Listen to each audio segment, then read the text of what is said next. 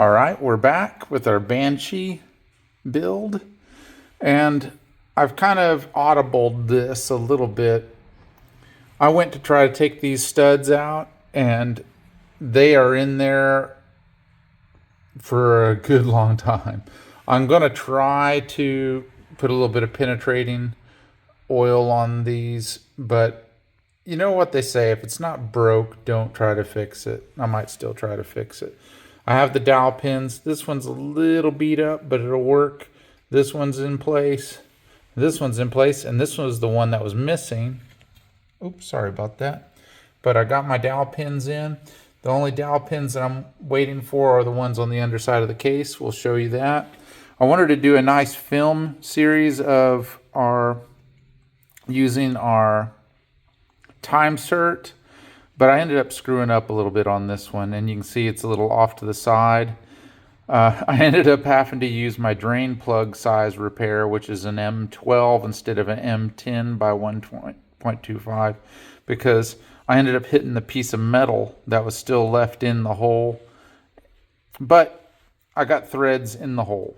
Screw it. We'll just use a bigger bolt on this side. It'll be fine. But I did want to do that whole series on it, but oh well. But what we're waiting on is the dowel pin for here and for here. There wasn't one in place. That's just silly. But we're waiting on those to show up. In the meantime, what did come in, this is our OEM Yamaha seal, and this is our clutch perch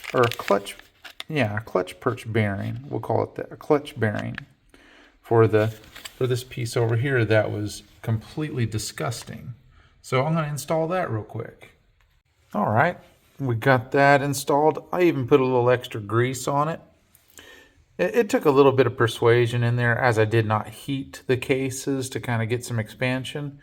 While I'm on a sealing spree, how about I go ahead, come on, focus for me. I get this shift shaft seal in place here, because we already know that one was leaking. It was leaking like the Minnesota daycare centers was leaking taxpayer funds to the Somalis. Here, I'm going to go ahead and rip that out, and we'll show the aftermath.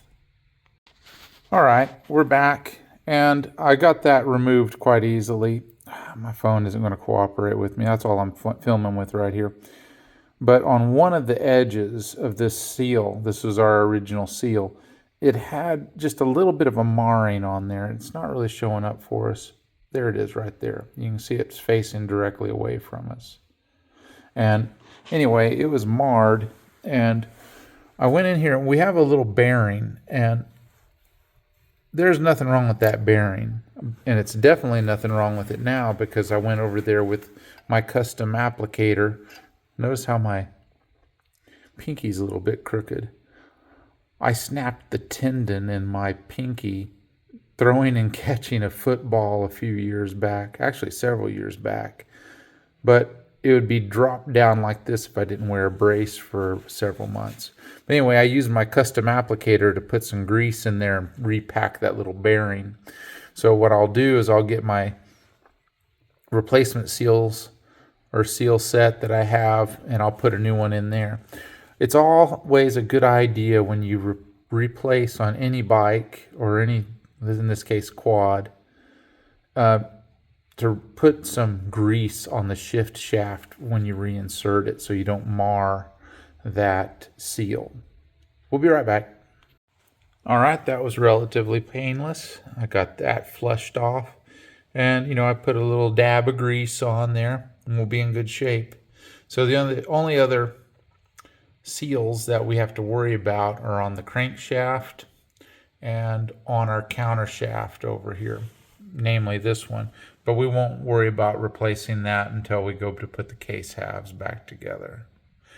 I think that's it for me. Thanks for watching, and we'll see you next time.